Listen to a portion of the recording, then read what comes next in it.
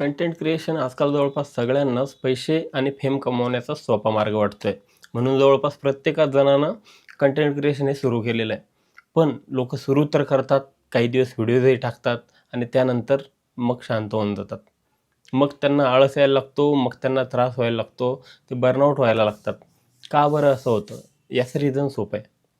याचा रिझन फक्त एवढं आहे, की तुम्ही काय करता, तुम्ही व्ह्यूज बघत राहता, त्याला लाईक किती येतात ते बघत राहतात आणि त्याच गोष्टींचा विचार करत राहतात. ते तुम्हाला वाढताना दिसत नाही, कारण तुमची नेमकी सुरुवात असते.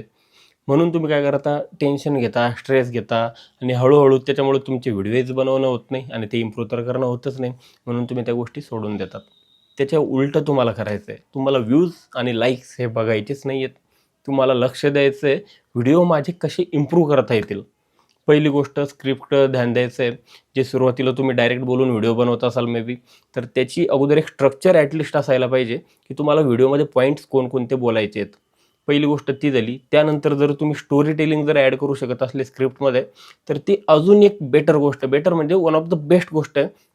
तुमची व्हिडिओची क्वालिटी कमी असली तरी चालेल, बाकीच्या गोष्टी जरी कमी असल्या तर चालतील, पण जर तुमची स्टोरी जबरदस्त असेल ना, तर कोणताही माणूस तुमच्या व्हिडिओमध्ये हुक होऊन जाईल.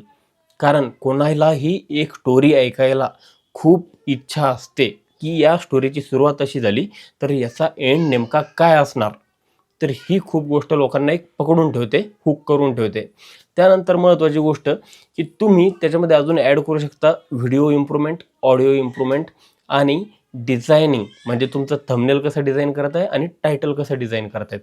याच्यावरून खूप सारं डिसाईड होतं, की लोकं तुमच्या व्हिडिओवरती क्लिक ॲटलिस्ट करणार आहेत की नाही. तर तुम्हाला काय वाटतं, अजून कोणकोणत्या गोष्टी असायला पाहिजे मला कमेंटमध्ये सांगा. लाईक करा जर व्हिडिओ चांगला वाटला असेल तर, मित्रांसोबत शेअर करा, कारण ही गोष्ट गरजेची आहे, त्यांनासुद्धा माहीत होणं. सेव्ह करून ठेवा आणि फॉलो नक्की करा. बाय.